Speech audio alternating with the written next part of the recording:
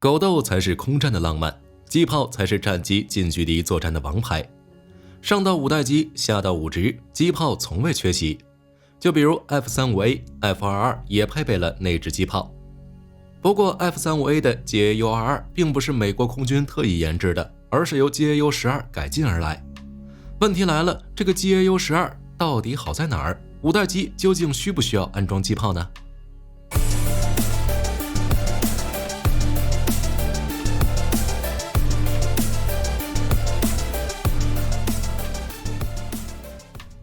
上世纪70年代，通用动力在 GAU-8 复仇者的基础上改进出 GAU-12，代号平衡者，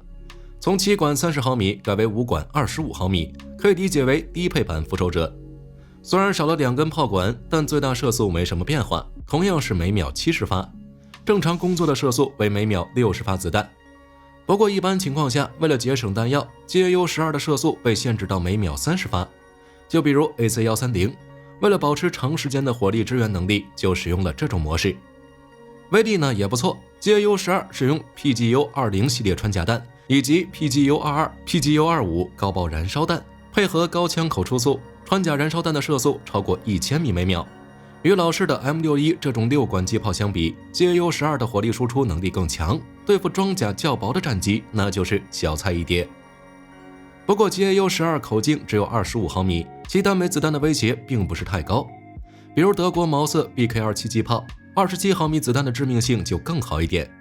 BK-27 机炮一枚弹药的重量为260克，而 GAU-12 单枚子弹的重量仅为185克。高爆燃烧弹与穿甲燃烧弹的重量为210克，但是 GAU-12 的射速快，限制后的射速都比 BK-27 高，所以就综合性能来算，肯定是 GAU-12 更好。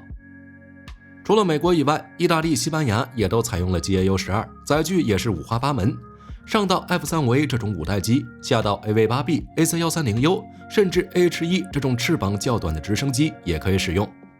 其中 AV-8B 海遥2使用的 GAU-12 是利用一对吊舱安装在机身两侧，左侧的吊舱就是 GAU-12 机炮，右边的吊舱则是其条形无链供弹系统，外加300发备弹。AC-130U 则是拿 GAU-12 替换 AC-130H 左舷上的2具 M61。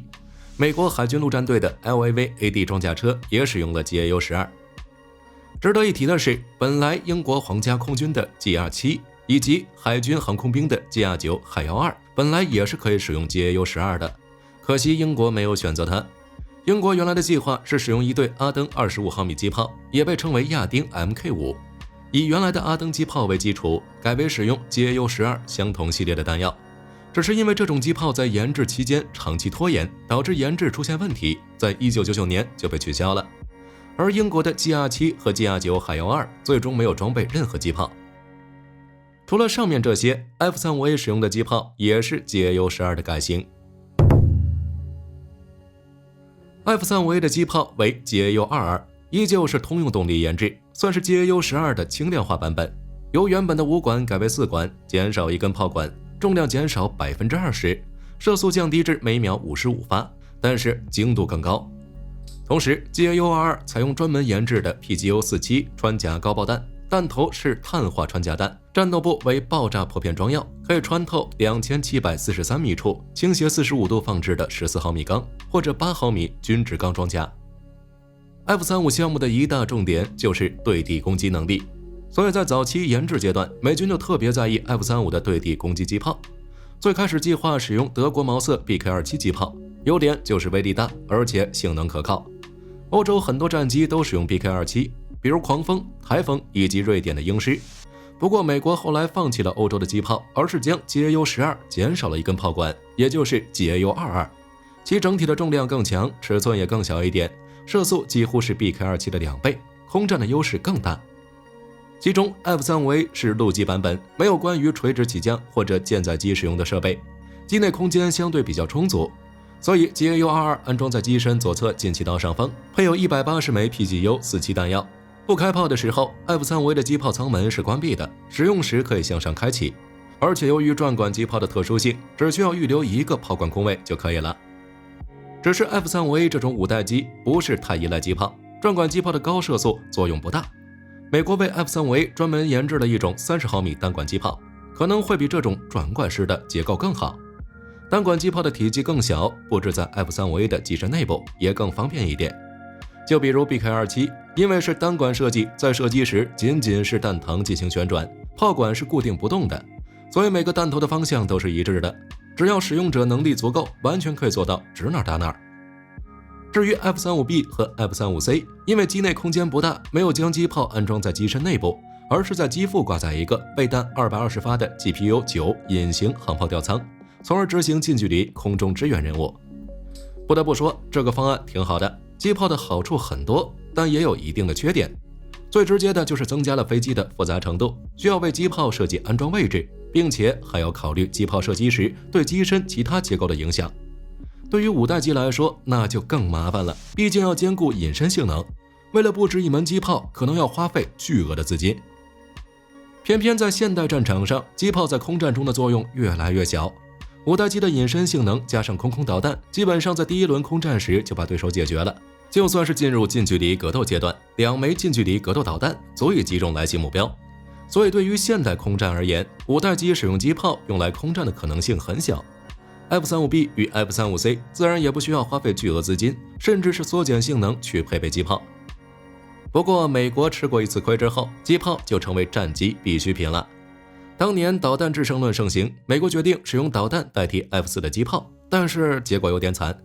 在越战初期， F-4 可以同时装备4枚 AIM-7E 麻雀和4枚 AIM-9B 响尾蛇，威力是足够的，但是导弹的可靠性很一般，二者的作战成功率分别是 6% 和 9%。 统计表明，一架 F-4 如果想要摧毁一架米格战机，平均需要发射16到17枚麻雀，或者11枚响尾蛇。很明显 ，F-4 上面的8枚导弹不够用，这就导致没有机炮的 F-4 频繁被米格式机打爆。之后，机炮就成为美军战机的必需品 ，F-22 和 F-35都要安装。其中 F-35A 与 F-22 都是陆基型号，机身内部空间足够，配备机炮自然没问题。但是 F-35B 与 F-35C 机身空间不大，没办法安装在机身内部，安装在外部呢，又会影响隐身性能。于是这个时候就需要机炮吊舱出场了。吊舱的形式减少了机体的复杂程度，用起来也更加灵活。平时不使用，在战争后期取得制空权之后，五代机也可以凭借机炮吊舱在战场上执行对地支援任务。不过说到这儿就有一个问题，五代机到底需不需要机炮？就五代机的机炮而言，其本身的储弹量很少。F-22 使用的20毫米 M61A2 机炮备弹量为480发， F-35A 使用的25毫米 GAU-22 机炮备弹180发，苏57使用的30毫米 GSH-301 机炮虽然备弹数量不明，但同样使用 GSH-301 的苏27备弹也就150发，苏57的机炮备弹数也不会很多。同时，因为机炮射速太快，其持续开火时间也就4到5秒，并不能起到很大的作用。其实，早在4代战机上，各国的机炮备弹数量就已经大幅下降。随着战机的飞行速度增加，机炮在射程有限的情况下，射击窗口十分短暂。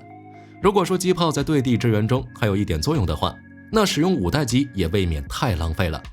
在夺取制空权之后，这种需要机炮的任务完全可以交给4代机或者攻击机武职。同时，目前世界上已服役4代机或者4代半战机，其整体的设计取向来源于越战以及上世纪70年代的各种局部战争。典型的技术方向就是不再追求高空高速飞行性能，反而追求低空低速以及跨音速的综合机动能力。直白点来说，那就是机动能力相比之前更强，对速度的要求适当降低。也正因如此，在后来的局部战争中， F-15、F-16 这一类战机在面对米格21的时候，几乎占有全方面的优势。不过需要注意的是，虽然这些战机很适合近距离格斗，但是最大的功臣不是机炮，而是经过改进后的响尾蛇和麻雀。现在已经不是越战时期了，绝大部分的空战都由导弹完成致命一击。战机发展到第5代，相比较之前的4代机，变化并不是很大，只是着重加强了隐身能力和感知能力。从攻击方式上来讲，别说是5代机，就算是4代机、4代半战机，身上的机炮也只是一种辅助武器。英国之前就打算取消台风战机上的机炮，以减少使用资金，只是因为修改之后反而更加麻烦，才没有继续进行。所以对于五代机是否需要机炮这个问题，火力军认为可以分为2个方面。对于兼顾对地攻击属性的五代机，机炮可以安装，但是对于那些只负责空优的五代机来说，完全没必要使用。总的来说，现代空战已经从单挑决战转向了信息化、系统化战争，空军系统配合的战斗力远比飞行员个人的驾驶技艺高得多，而机炮这种只适合单挑决胜的武器，退出历史舞台也无可厚非。不过对于飞行员来说，机炮是最后的保障和防线，配备之后会安心一点。就比如配枪，飞行员可能用不上，但需要的时候没有，那就十分尴尬了。好了，这期视频到这就结束了。各位认为五代机需要安装机炮吗？可以在下方留言。如果内容有不对的地方，各位也可以在下方指正。我是火力军，下期见。